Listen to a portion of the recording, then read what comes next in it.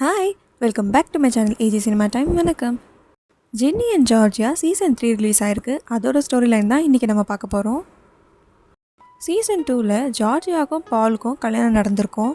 அப்போ தான் ஜார்ஜியாவை ஒரு மர்டர் கேஸ்க்காக அரெஸ்ட் பண்ணிட்டு போயிருப்பாங்க.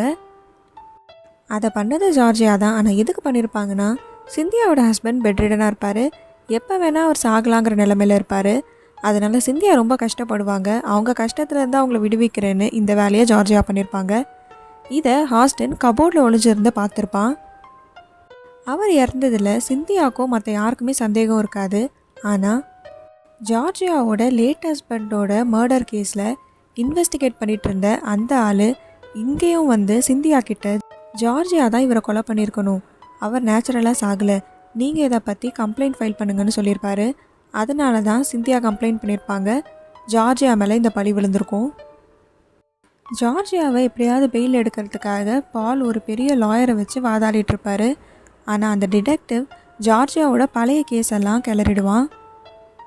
இதுக்கு முன்னாடி ஜார்ஜியா 2 கொலைகளை பண்ணியிருக்காங்க, இவங்க ஒரு சீரியல் கில்லர்னு சொல்லிடுவான்.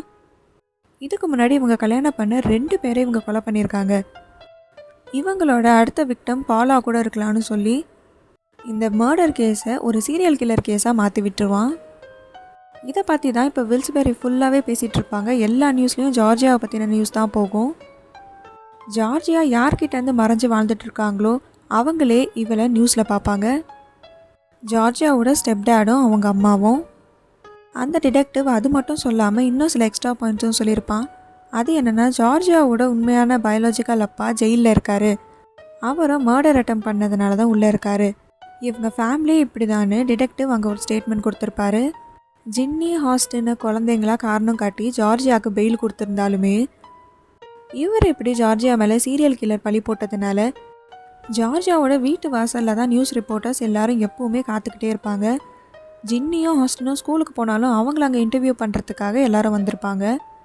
பாலுக்கும் ஜெயானுக்கும் ஜார்ஜியா மேலே சந்தேகம் வர ஆரம்பிச்சிருக்கும். இதை பற்றி ஜார்ஜியா கிட்ட கேட்பாங்க, ஆனால் அவங்க எதுவுமே சொல்ல மாட்டாங்க.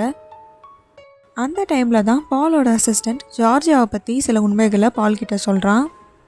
ஜார்ஜியா பாலோட மேயர் ஆஃபீஸில் ஒர்க் பண்ணிகிட்ருக்கப்போ பணத்தை சிலதை திருடியிருப்பாங்க, அது அவங்க அசிஸ்டண்ட்டுக்கு மட்டும்தான் தெரியும்.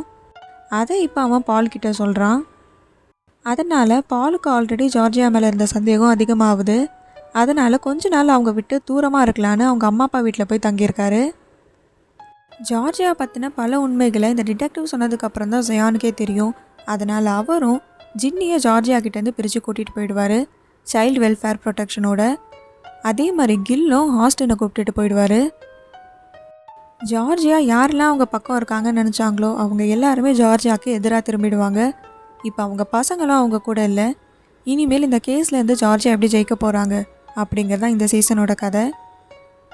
இந்த வீடியோ உங்களுக்கு பிடிச்சிருந்தா லைக் பண்ணிவிடுங்க. இன்னும் இந்த மாதிரி சீரிஸோட ஸ்டோரி லைன் தெரிஞ்சுக்க நம்ம சேனலை சப்ஸ்கிரைப் பண்ணிவிடுங்க. பக்கத்தில் இருக்க பெல் ஐக்கானை கிளிக் பண்ணிவிடுங்க. Tata bye from AG cinema time. வணக்கம்.